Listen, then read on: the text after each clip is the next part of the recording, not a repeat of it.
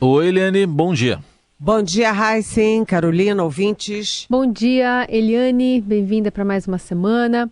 Aqui na agenda do presidente da República pela manhã tem algumas conversas com a área da comunicação e aí às 10 tem ali uma reunião com o ministro da Fazenda, Fernando Haddad, presidente da Petrobras, Jean Paul Prats, e o ministro da Casa Civil, Rui Costa. E o assunto que não quer calar é a chegada desse fim de mês e a MP que deu um respaldo nesses primeiros meses do ano para a desoneração dos combustíveis. O que deve sair dessa história? Pois é, tá uma guerra aí dentro do governo por causa disso. A gente vê a ala política do governo e o PT pressionando para continuar a desoneração dos combustíveis. E vê o Fernando Haddad, ministro da Economia, dizendo o seguinte, olha, tem que cuidar aí das contas públicas. Não podemos gastar, abdicar de impostos, de arrecadação e manter as contas. Não dá para fazer tudo isso ao mesmo tempo. Então, é uma reunião muito importante, muito decisiva, com o PT de um lado, o Fernando Haddad do outro, o Lula tendo que arbitrar.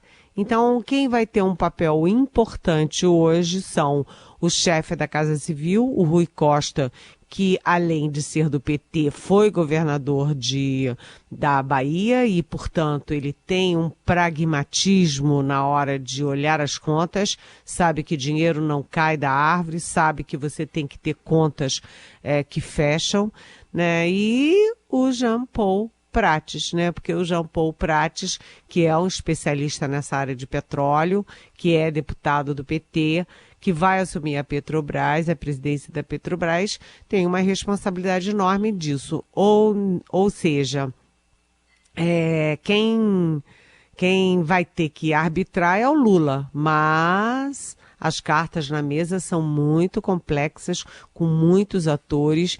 E por que está essa confusão toda? Porque se você acaba com a desoneração dos combustíveis, os combustíveis vão aumentar. A população vai ficar mal-humorada com preço mais alto e a inflação também aumenta. Então é um ajuste fino muito complicado e é uma decisão muito difícil para o Lula, porque aí é aquela história, gente, não tem quem fique satisfeito, né? De qualquer jeito, alguém vai ficar, vamos dizer assim, de bico, né? Vai ficar mal-humorado. E, atenção, o Fernando Haddad já perdeu 2, ele não pode perder a terceira, porque o Lula tem que sinalizar para o mercado que o ministro da Fazenda dele é forte, que o ministro da Fazenda dele tem como bancar as suas decisões, tem como bancar o pragmatismo do governo. Então, o Lula, né, a melhor aposta é que o Lula fique com o Fernando Haddad, porque ele não pode puxar o tapete do Haddad agora. Mas o Lula tem um lado fortíssimo populista e ele também está num contraponto aí com o Jair Bolsonaro nessa história. O Bolsonaro fez a desoneração dos combustíveis para alimentar a campanha dele à reeleição. Ele perdeu, mas as pessoas ficaram felizes aí com o preço mais baixo nas bombas dos postos de gasolina. Então, o Lula vai optar pelo Lula populista ou o Lula vai ser o Lula pragmático que vai prestigiar o seu ministro da Fazenda e o pragmatismo com as contas públicas? É isso que está em jogo e é isso que pode ter uma resposta hoje. Aguardemos então, vai ser tema aí para futuras conversas. Conversa que também vai haver hoje, né, Eliane, da autoridade americana que cuida do clima, o John Kerry, enviado do governo Biden, e vai ter encontros importantes aqui no Brasil com o vice Geraldo Alckmin e também com a ministra Marina Silva. Exatamente. Além disso, ele também deve conversar com o Luiz Figueiredo, que foi chanceler do governo Dilma Rousseff e que agora foi indicado como o representante do clima do governo e do Itamaraty. Então, o John Kerry tem uma agenda lotada. Eu achei interessante que ele chegou ontem. E ontem estava um dia bonito em Brasília, um dia muito solar, nem muito calor, nem muito frio, mas muito sol. Muito bonito o dia ontem. Essa época do ano que chove em Brasília está bem florida, né? Muitos jardins, muitas árvores. Então ele tirou um dia meio livre ontem, o que eu acho importante, dar uma olhadinha na cidade do país onde ele está. E hoje ele tem uma agenda cheia, principalmente no Itamaraty. Se encontra com a Marina Silva, obviamente, deve ter um encontro também com o Luiz Figueiredo, que foi o tal do que eu acabei de falar, ministro das Relações Exteriores da Dilma, e com o Geraldo Alckmin, que é o vice-presidente da República e, além disso, também ministro para Indústria e Comércio. Além disso, ele vai ter um almoço no Itamaraty e está em dúvida, há uma interrogação, se há espaço na agenda do Lula para se encontrar com ele. É possível que apareça um espaçozinho na agenda do Lula para o Lula se encontrar com ele, de repente até no próprio almoço do Itamaraty. O fato é que meio ambiente é o ponto mais importante de negociação e de aproximação de Washington com Brasília, de Biden com Lula, de Brasil com os Estados Unidos. Então, é importantíssimo, principalmente nesse momento em que a gente teve 4 anos de descaso com o meio ambiente, com os povos originários. A Amazônia teve desmatamentos em série, recordes em cima de recordes, mas a coisa ainda não entrou nos eixos, porque o último dado de desmatamento da Amazônia não foi um dado bom que o governo Lula possa comemorar. O processo de desmatamento, de queimadas, continua. Então, isso é uma questão complicada. E, além disso, o Lula vai mostrar a operação de meio governo, né? Forças Armadas, Polícia Federal, IBAMA, FUNAI, todo mundo ali para salvar a nação Yanomami. E então todas essas questões vão estar na mesa. E a pergunta que não quer calar e afinal, os Estados Unidos dizem que vão contribuir com o Fundo Amazônia, assim como a Alemanha e Noruega. Ok, mas de quanto? Quanto é esse valor? Né? A oferta original dos Estados Unidos de 50 milhões de dólares, segundo a imprensa brasileira, foi considerada muito pequenininha, muito, vamos dizer, chinfrim, não foi aceita, não esteve no comunicado conjunto da visita do Lula ao Biden. Então, é uma questão que continua no ar, sem solução, e pode ter uma resposta agora. Vejamos. Eliane Cantanhede segue conosco para falar também sobre a atuação brasileira na diplomacia. Estamos de olho especialmente, né, nesse 1 ano da guerra da Rússia contra a Ucrânia. Brasil que está entrando ou tentando ser um mediador desse conflito, Eliane. E o que defendeu o chanceler Mauro Vieira, com quem você conversou nos últimos dias? Pois é, eu conversei com o chanceler Mauro Vieira na sexta-feira, lá no Itamaraty. Foi uma conversa longa. E o chanceler Mauro Vieira, ele admite que o Brasil não lançou uma proposta, não foi uma proposta. O que o Brasil lançou foi uma ideia, né? Quando o presidente Lula foi aos Estados Unidos, encontrou com Biden, lançou uma ideia de uma frente de países não diretamente envolvidos com a guerra para tentar negociar, primeiro, um cessar-fogo e, a partir do cessar-fogo, uma negociação de paz, um armistício. né? O Mauro Vieira diz uma coisa que eu achei muito importante, que é o seguinte: sem a China não há uma solução.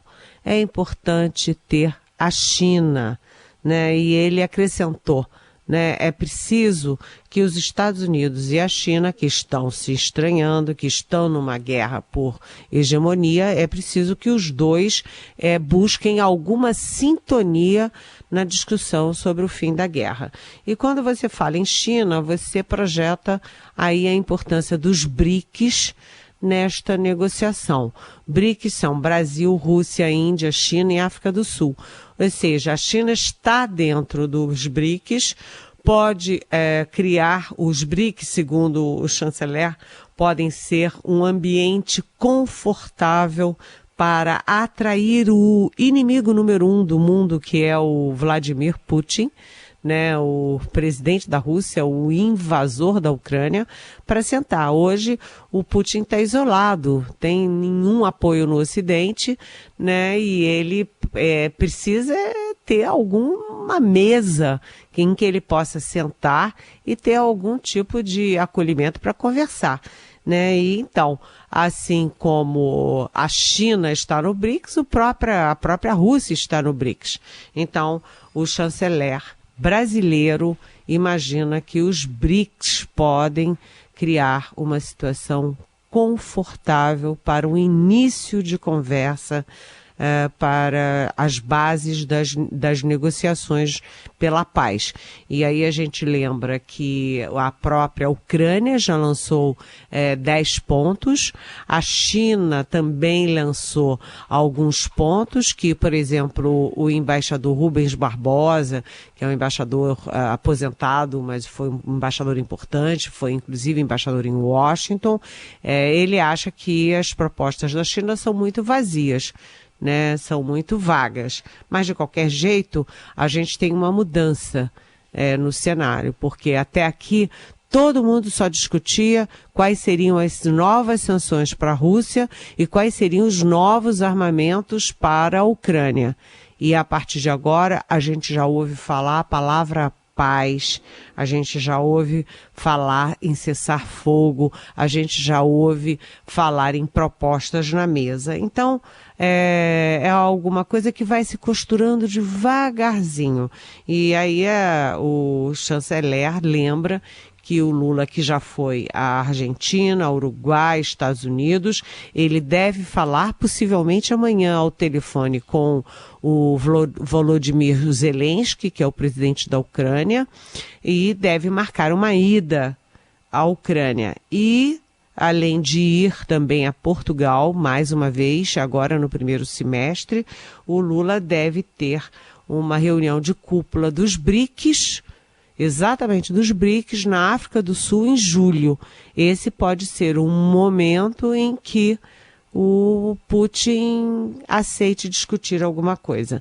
Agora, eu só achei muito, vamos dizer, muito forte e muito ousada a ideia do chanceler Mauro Vieira, porque ele admite sim que nas negociações entre aí que Donbass, que é uma região que tem forte movimento pró-Rússia na Ucrânia, né, é uma região separatista da Ucrânia, que Donbass possa ser temporariamente entregue ao controle da ONU, enquanto as negociações continuam. Essa é uma ideia que nem os Estados Unidos, nem a Europa e muito menos a Ucrânia admitem sequer ouvir.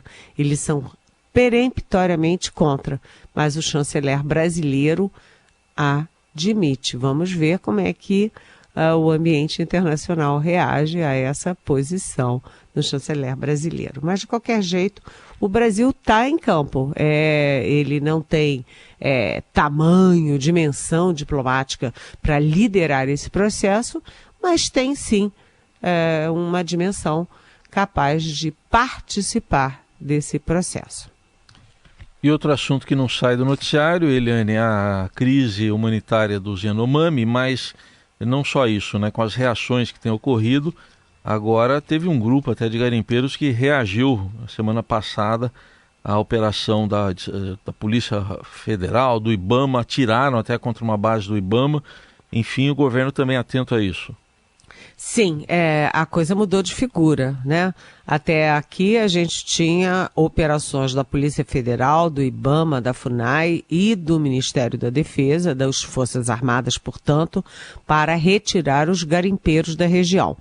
Primeiro, para garantir que eles saíssem por vontade própria, né? Ali com empurrão, mas por vontade própria. Depois, a decisão de expulsar os que insistem em continuar na região dos Yanomamis. Mas a coisa complicou quando os garimpeiros armados reagiram a tiros contra bases do IBAMA. Aí vira uma guerra. E aí complica muito. Complica a situação, complica qualquer tipo de negociação. E o que era uma operação de retirada pode virar uma operação de guerra. Isso num momento em que as Forças Armadas agiam principalmente na logística.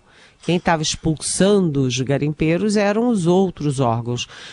As Forças Armadas, o Exército, basicamente, e a Aeronáutica estavam entrando com aviões para transportar índios, indígenas doentes, para transportar remédios, para transportar doações, mantimentos, querosene para as regiões. Isso era questão logística. E agora, como é que fica?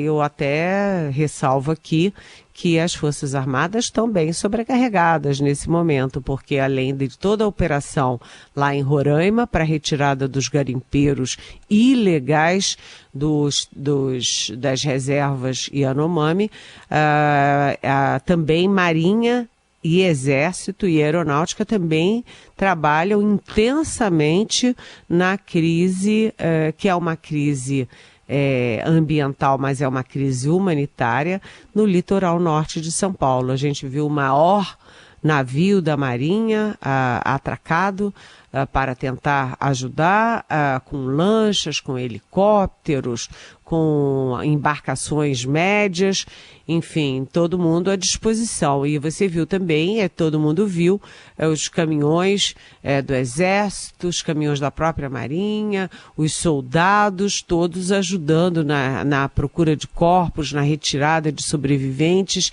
Então, os militares estão muito ativos nesse início do governo Lula, o que é bom. Em vez deles estarem no noticiário só por causa de picanha, de prótese peniana, de Viagra e de salários absurdos, né? Agora os militares estão sendo mostrados para a população brasileira como quem apoia as operações do bem, as operações para salvar os Yanomamis lá no norte, as operações para tentar salvar as vítimas, para recolher os corpos, para levar medicamentos em São Paulo. Então, é a volta à normalidade. Aliás, uma decisão que foi tomada na semana passada foi de liberar aí aqueles 100 anos, acabar com os 100 anos de sigilo para a decisão que passou a mão na cabeça do então general da ativa Eduardo Pazuello, que participou de um ato político com o então presidente Bolsonaro. E o que ficou óbvio é que o Pazuello tinha avisado o então comandante do Exército, o general Paulo Sérgio, que por fazer tudo que seu mestre mandava, assim como o Pazuello, foi promovido a ministro da Defesa. Um homem que tinha uma bela carreira, uma bela biografia, foi engolido pelo bolsonarismo. É isso.